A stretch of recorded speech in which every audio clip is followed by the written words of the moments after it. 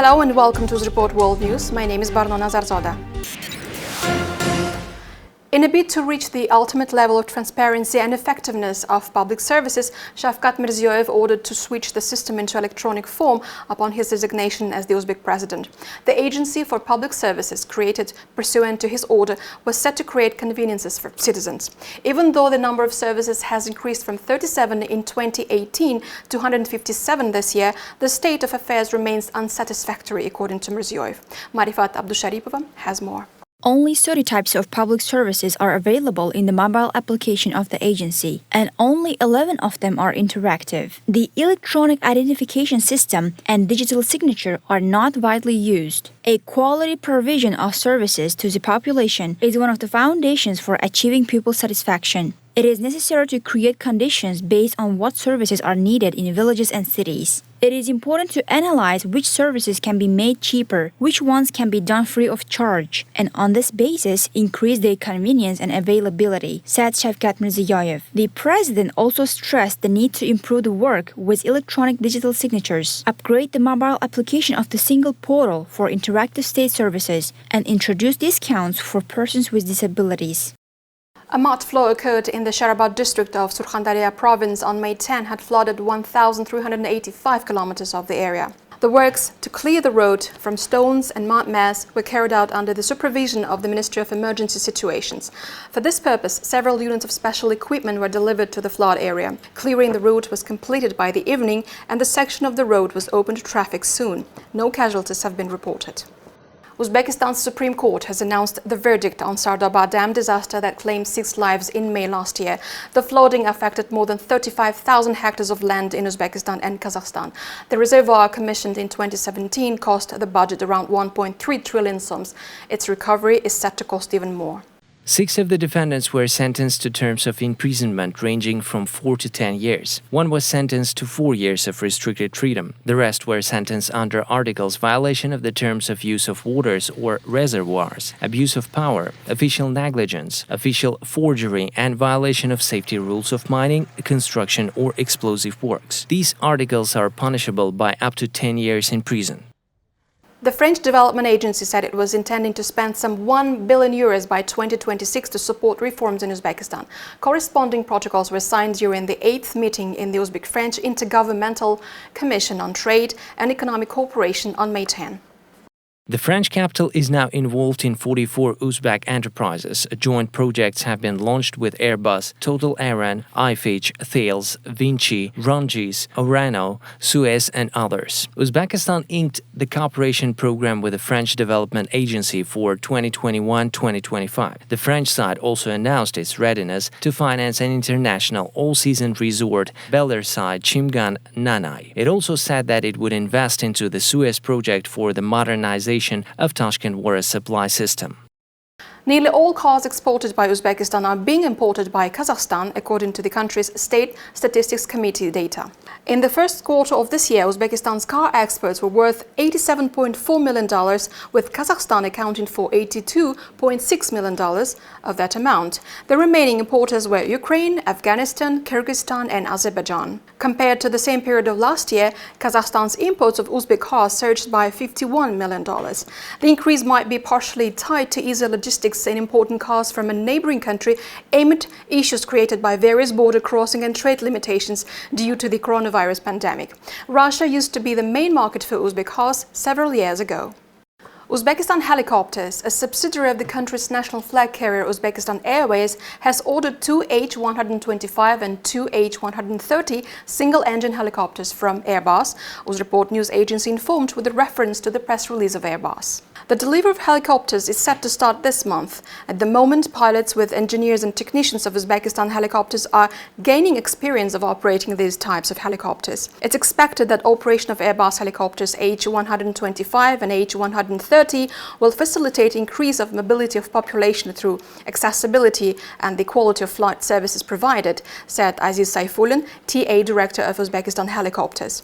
This project is a new milestone in the partnership built between Airbus and the Uzbek authorities, said Romain Lana, Airbus Helicopter Sales Director for Uzbekistan.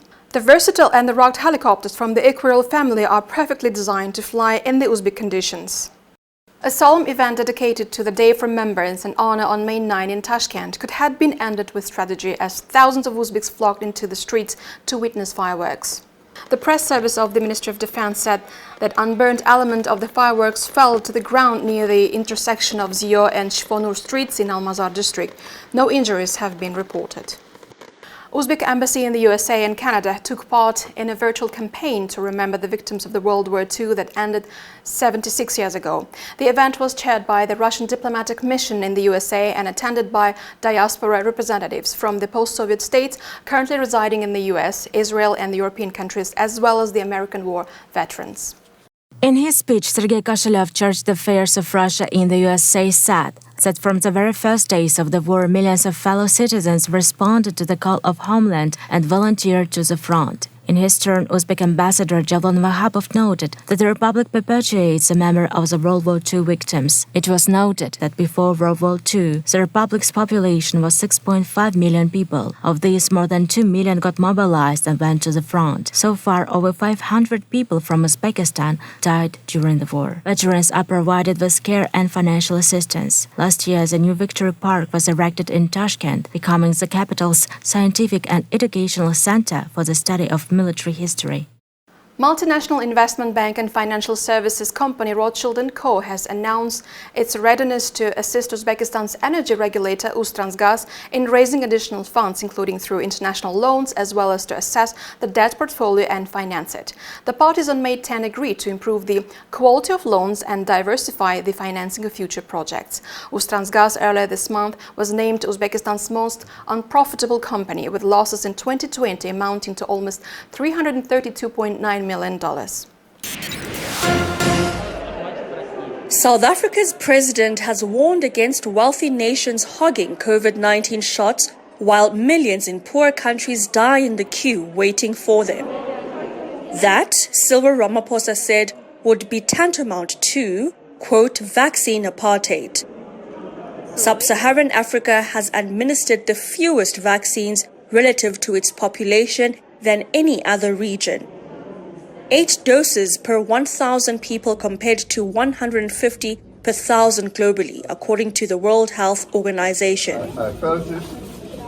South Africa and India have been pushing for a waiver on some intellectual property rights for vaccines so they can be manufactured domestically. Excellency President. US President Joe Biden backed the proposal last week, though it could take months to reach a deal. South Africa's nationality. In a newsletter, Ramaphosa called on South Africans to support the waiver, saying vaccines should be a global public good. It is about affirming our commitment to the advancement of equality and human rights, not just in our own country, but around the world, he wrote.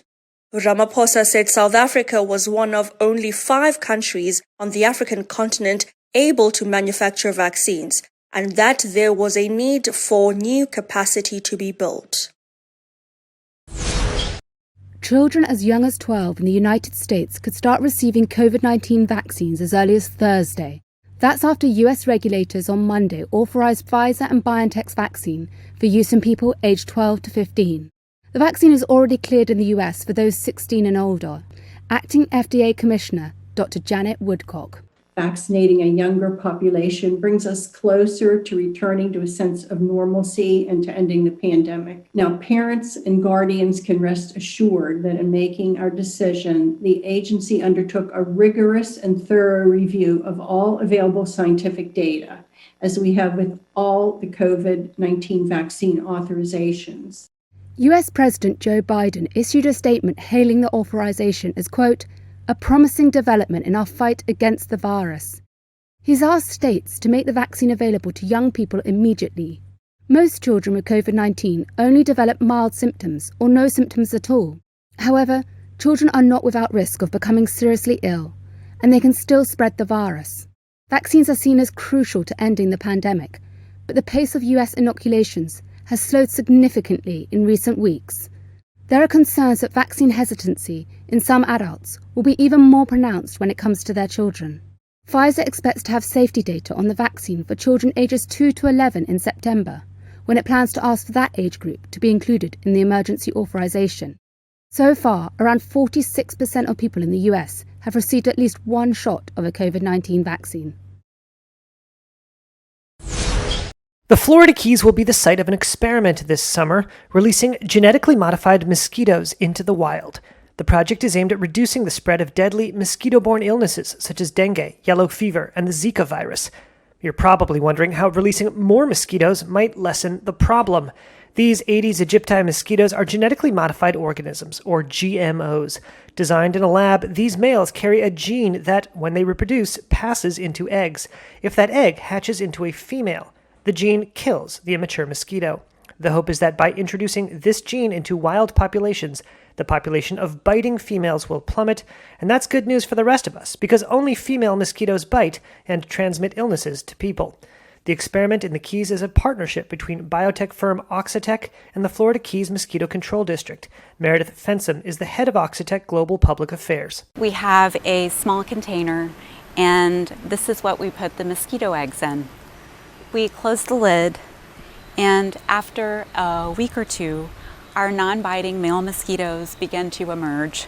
Andrea Leal of the Mosquito Control District says the experiment comes just in time. We are seeing resistance in some of our current control methods, which has made our job at mosquito control that much harder. Nothing out there is a silver bullet.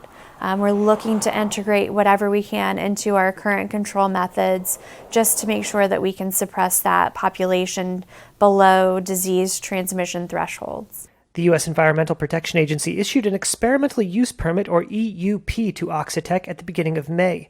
Some local environmentalists, such as Barry Ray, head of the Florida Keys Environmental Coalition, say the approval was haphazard and risky. You're going to ask the people in our community to be sacrificial lambs. Really. Because how else are you going to produce your mosquitoes if it weren't for the people in the Keys donating their blood? But others aren't scared by the laboratory bugs. Doug Mader is a local veterinarian. I hear all the time that people are afraid of GMOs, and they hear that word and they get an immediate visceral reaction that it has to be bad. Well, it isn't bad. It's a way to do prevention. Oxitec says similar projects have had over a 90% success rate in Brazil, Panama, and Malaysia. Stocks slid into the close on Monday as investors shunned high-flying tech stocks. The Dow finished lower after touching a fresh record high during the session. The S&P 500 fell 44 points. The Nasdaq got walloped, tumbling 350. Stock losses outside of the tech sector were limited by strength in economically sensitive names. That portfolio adjustment towards sectors that should do well in an economic upswing isn't done, says Julia Carlson, CEO, Financial Freedom Wealth Management Group. I think we're going to still see strength in value-based companies, in real estate investment trusts, the equity real estate. I also think financials will do well, and more of those consumer staple investments. But in a reminder that the rebound is still in its early phase, look at travel and tourism stocks. Profits and sales at hotel chain Marriott came in weaker than expected. Marriott, which gets about 3/4 of its revenues from North America, said bookings in the U.S. were still down sharply. Tyson Foods topped earnings and revenue forecasts for the quarter and guided full-year sales estimates higher, but it had a warning. The largest U.S. meat processor said it is, quote, seeing substantial inflation across our supply chain, which it says will put a squeeze on profits in the second half of the year. Colonial Pipeline, the largest fuel pipeline in the United States and the victim of a cyber attack that shut down its entire network, expects to, quote, substantially restore operational service by the end of the week. Energy watchers, however, fear the disruption, which comes as more Americans hit the road, could push gasoline prices to their highest since 2014. In cryptocurrency news, Ethereum hit a record high above $4,000 amid rising demand for the Bitcoin alternative. A whale calf which got stranded in London's River Thames was put down on Monday after its condition deteriorated and hopes for its survival faded. The minke whale was first spotted on Sunday night at Richmond Lock in southwest London, where it became beached on concrete. Rescuers worked for hours to refloat it and then towed it a mile downstream. They hoped it would make its way to the ocean, but it was later spotted by Reuters, swimming several miles upstream. When it became stuck again, rescuers decided the best thing to do would be to end its suffering and put it to sleep. The size of the whale, estimated at around 15 feet, suggested that it was still maternally dependent. There was no sign of its mother, and it was in poor nutritional health. It's very rare for whales to come into the River Thames. The Port Authority says the calf would have come from the North Sea, the divide between Great Britain and Norway. And this was our last report. Thank you for watching and goodbye.